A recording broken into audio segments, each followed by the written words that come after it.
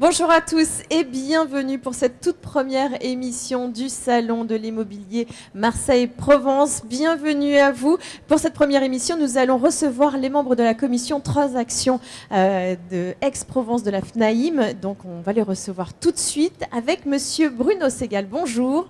Bonjour. Alors vous êtes agent immobilier, vous êtes même le directeur de Guis Immobilier à Marseille et vous êtes membre de la commission de transaction de la FNAIM. En face de vous, nous avons Philippe Marc. Bonjour. Vous avez le micro pour nous bonjour dire à bonjour. tous. Bonjour. Et puis, alors, je précise à Julien Matera qui nous regarde en ce moment, c'est le réalisateur, que c'est mon micro qui fait ce bruit-là. Donc, si on peut arranger ça, peut-être, on verra. Donc, Philippe Marc, vous avez l'agence Étoile. Exactement, je suis le directeur de l'agence Étoile d'Aix-en-Provence. Et donc, j'ai bon, déjà, jusque-là, jusque-là, j'ai tout bon. Exactement. Donc, on continue avec Benoît Cornillet. Bonjour. Bonjour. Vous êtes également de l'agence Étoile et Pradimo, dont on parlera tout à l'heure. Et enfin, monsieur Romain Rasti. Bonjour. Bonjour. Donc, vous avez l'agence Imo Siga. Siga et Imovar. Et Imovar. Ouais. Oui, on n'a pas besoin d'ajouter Imo Siga. Non, non. Donc nous allons parler des tendances du marché de l'immobilier, si vous le voulez bien. Mais avant cela, on va essayer de rappeler, monsieur Bruno Segal, c'est quoi être membre de la commission transaction à la FNAIM? Alors, être membre de cette commission, c'est d'abord aimer ce métier immobilier, c'est aimer notre ville avant tout, c'est se retrouver entre professionnels qui sommes devenus des amis, et c'est parler des problématiques inhérentes à la ville, à la région, en se posant des questions, en essayant d'apporter des réponses, en étant force de proposition par rapport à des avancées qui pourraient se produire dans nos métiers. C'est essayer d'appréhender le futur pour préparer le présent. Et c'est effectivement apporter des solutions à des problèmes qui ne sont pas encore arrivés, mais que l'on pressent. C'est surtout une passion avant tout. On ne me paye pas, je n'y vais pas forcer. C'est un immense plaisir de se retrouver avec mes confrères. Mais vous êtes tous membres de la transaction de la Je suis également membre de la commission. Alors vous dites que c'est une vraie passion, mais finalement c'est la seule raison pour laquelle on adhère à la FNAIM. Alors, il y a un partage de beaucoup d'informations. On essaye de trouver des solutions à des problématiques, nos propres problématiques, et puis de voir un petit peu l'évolution de l'environnement pour améliorer notre façon de travailler. Monsieur Marc, vous, qu'est-ce qui vous a amené finalement à être membre de la commission de la transaction à la FNAIM? Un peu comme mes collègues, donc l'échange entre professionnels, donc échange sur des situations, sur la réglementation, puisqu'à chaque fois on échange aussi sur la nouvelle réglementation, puisque l'immobilier bouge énormément. Donc c'est l'occasion à chaque fois d'en discuter. Alors il y a eu une conférence de presse il y a 3 jours de cela sur les tendances du marché sur le territoire Aix-Marseille-Provence. Est-ce que vous pourriez nous en dire quelques mots, monsieur Bruno Segal? Je ne sais pas si Bruno était à la conférence de l'OIP il y a 3 jours. J'étais alité. Ah bah ça alors. Je te passe le relais, grand plaisir. Donc en fait, on a quelques chiffres très intéressants. Donc il y a eu 37 767 transactions sur la région. On a en France, on va dépasser le million de transactions. Donc 37 767 transactions sur le secteur, enfin, sur la région, c'est pas forcément non plus énorme. Donc en fait, on a une demande qui est bien supérieure à l'offre. Aujourd'hui, un appartement au prix, il va avoir une dizaine d'acquéreurs. Donc, on a un prix moyen sur la région qui est de 2 550 €. Évidemment, c'est un prix moyen. Donc, sur des secteurs comme Cassis, La Ciotat, Marseille, suivant les arrondissements, on va avoir des tarifs qui vont être bien supérieurs. Aix, c'est la ville la plus chère de la région. Alors la plus chère du département, d'après effectivement ce que j'ai pu vérifier ce matin. Le marché se porte très bien, effectivement. Bon, ça fait déjà la 3e année où le marché évolue. On constate quand même malgré tout une petite stagnation des prix. Mais comme disait Benoît, un produit qui a été mis au bon prix part assez rapidement puisqu'il y a de nombreux acquéreurs. D'accord. On poursuit avec d'autres chiffres. Oui, on va avoir un prix moyen dans le neuf à Marseille qui se situe aux alentours oh, dommage. 4 800 euros. À savoir qu'on a beaucoup de constructions qui ont été faites dans le 8e qui fait que le prix du mètre carré est relativement important. Il a augmenté de 26% en 2 ans. Donc, de manière globale, qu'est-ce qu'il en est ressorti de cette conférence de presse? Que le marché se porte très bien. On est dans la deuxième région au niveau économique. Donc on a une attractivité très forte. Il faut qu'on constate que néanmoins, on fait partie de la 10e ville en termes de prix, alors que des autres métropoles comme Bordeaux, Nantes, Rennes sont bien plus chères que nous. Il est étonnant qu'on reste sur ces tarifs-là. Pour moi, dans les 10 ans, il y aura une sacrée évolution des prix. D'accord, à la hausse. À la hausse. Monsieur Rasti, parlez-nous d'Aubagne, ce secteur que vous connaissez bien. On en est où dans les tendances du marché? Alors moi je rejoins un petit peu ce qui a été dit sur les tendances du marché. Aubagne, on va être dans des prix, je dirais, à l'intermédiaire entre le pays d'Aubagne un peu lointain et les prix qu'on peut trouver sur La Ciotat et Marseille. Donc on a pas mal de primo-accédants qui viennent s'implanter par rapport au budget. On a une grosse recherche de petites villas dans des prix qui vont de 300 à 400 000 euros. Et par contre, je rejoins exactement ce qui a été dit, c'est-à-dire qu'il y a plus de demandes que d'offres aujourd'hui. Ça fait 2 ou 3 ans que les prix étaient à la montée, on a une petite stagnation. Mais voilà, le marché aubagnais finalement rejoint un petit peu le marché des Bouches-du-Rhône. On a des biens haut de gamme qui partent. Il y en avait beaucoup moins jusqu'à il y a 2 ans. Donc on a une clientèle marseillaise qui s'expatrie un petit peu. Et on est en manque de produits de milieu de gamme ou de haut de gamme parce qu'on a une clientèle finalement qui est là et on n'a pas les produits en face. Voilà. D'accord. Oui, monsieur Segal, vous vouliez ajouter quelque chose? Un point, je rejoins monsieur. Il se passe quelque chose d'absolument hallucinant en ce moment. C'est que dans la mesure où on a une raréfaction des biens moyens haut de gamme, on a énormément d'acquéreurs qui hésitent à vendre, donc à mettre un bien sur le marché en se disant est-ce que je vais retrouver un bien qui va me correspondre? Si je ne le mets pas à la vente, j'en achète pas. Et le marché, effectivement, est en manque criant de biens, comme disait monsieur, 10 acquéreurs pour un bien. Et il faudrait effectivement que les choses évoluent. De plus en plus d'acquéreurs, de moins en moins de biens à leur proposer. Vous êtes sur Marseille. Oui, absolument. Vous avez une seule agence? On a un siège et une agence dans le cœur du 8e depuis tout récemment d'ailleurs. D'accord. Et vous, de votre côté, de votre point de vue, le marché va très bien aussi. C'est difficile de trouver des biens. Des biens à la vente, oui. Le marché va très bien. Pourquoi? On a des taux, on l'a toujours dit, on le dit depuis des années, qui sont hyper historiquement bas. C'est du jamais vu. Les prix sont stables.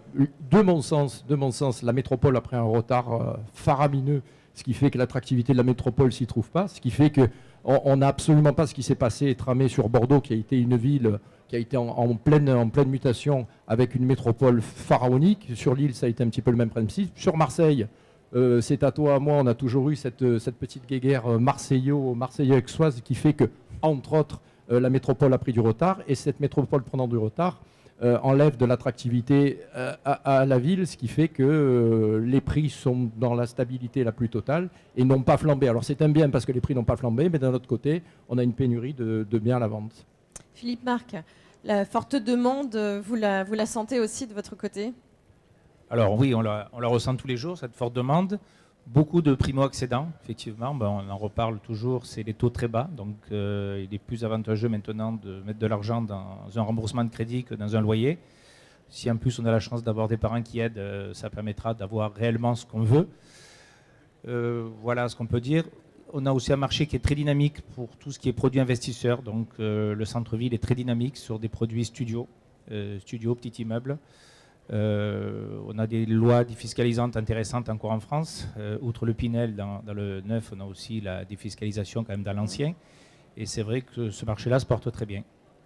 Oui, c'est vrai que quand il y avait la loi Pinel, on ne savait pas trop où on allait avec cette loi, mais finalement le 31 décembre 2018 est passé, on est passé à 2019 et finalement on voit que l'investissement locatif n'a pas baissé. Non.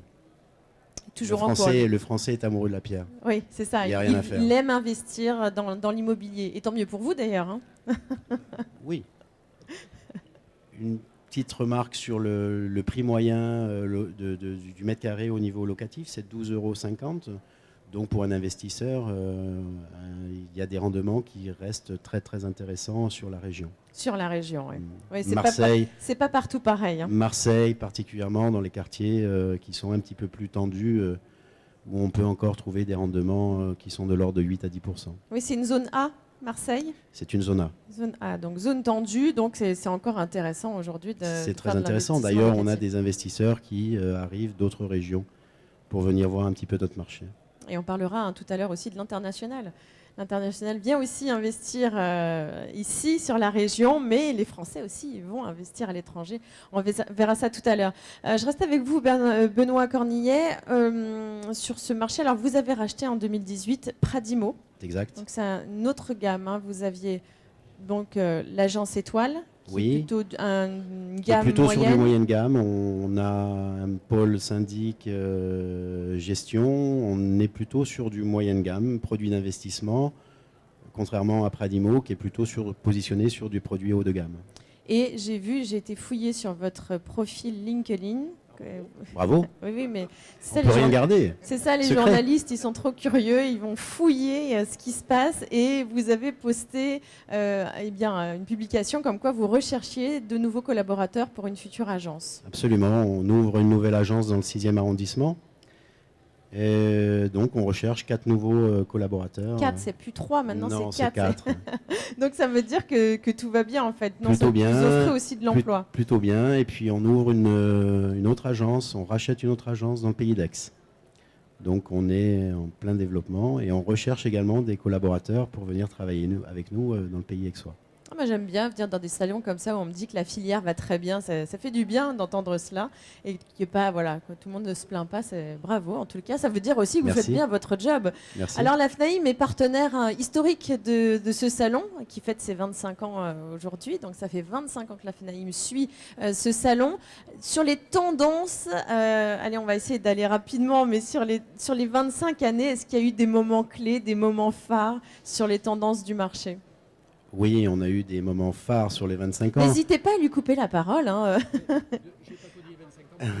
Vous êtes trop jeune, vous avez à peine 25 ans, c'est ça d'ailleurs.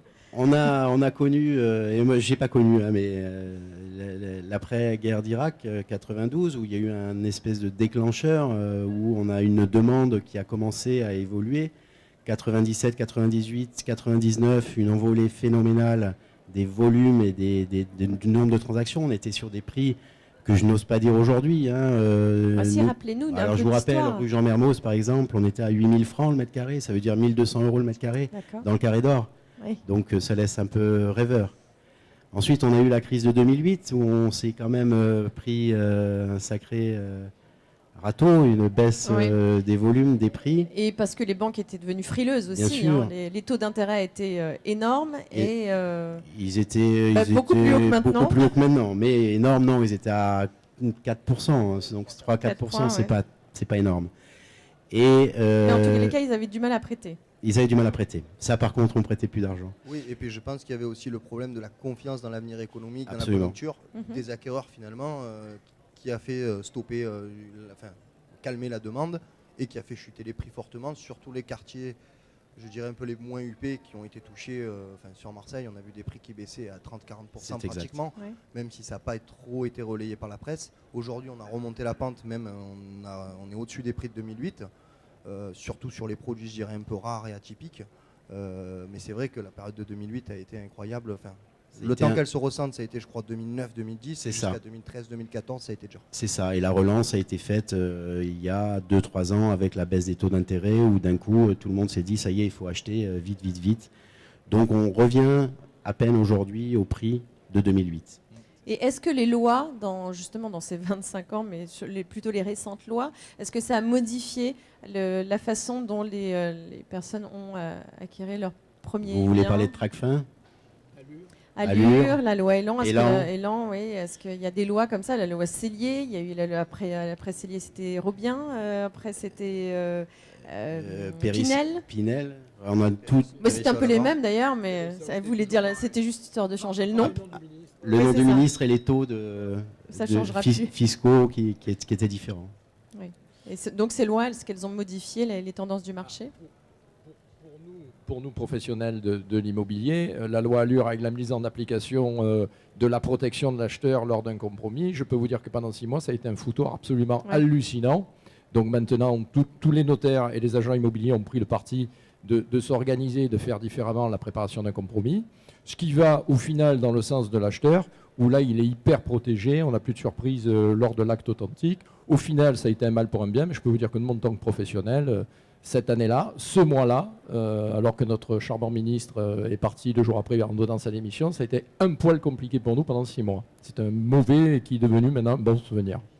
Mais aujourd'hui, octobre 2019, les tendances du marché sont en votre faveur et en faveur aussi de ceux qui veulent acheter des biens. Tout le monde il trouve son compte alors. Je pense qu'on est dans un marché où tout le monde trouve son compte. Le vendeur, parce qu'il a acheté il y a quelques années, donc il doit revendre en faisant une plus-value. Et l'acheteur aujourd'hui, eh ben, il a un potentiel important de plus-value demain. Je vous rappelle qu'on est la 10e ville de France en termes de prix, alors qu'on est la 2e ville de France en nombre d'habitants. Et on a une attractivité économique très forte. Il manque juste une chose, c'est plus de biens. Plus de biens. Vous pouvez venir nous voir, Agence Étoile, Pradimo, chez Guis. Mais faites votre pub, allez-y. Regardez, il y a plein de On est gens là. qui vous entendent. Vous, c'est Guis Immobilier à Marseille. Et Siga, c'est... On couvre le secteur de Carie à Sanary. On a 7 agences. Vous avez 7 agences. Hein. 7 agences, donc on vous retrouve sur Internet. Sinon, si on veut chercher l'agence la Exactement. plus proche, Exactement. ou celle qui nous plaît le plus. Merci infiniment, messieurs. On a terminé, on a fait le tour sur les tendances du marché. Merci. Ben, Merci à vous. Et Merci. dans un À la instant, eh bien, prochaine. je vais retrouver des collègues à vous et on va parler d'un autre sujet. Le sujet, voilà, on a plusieurs sujets avec la FNAIM. En tous les cas, merci infiniment d'être venu. Et puis, on se retrouve très vite. À tout de suite. Merci à vous. Au revoir. Merci.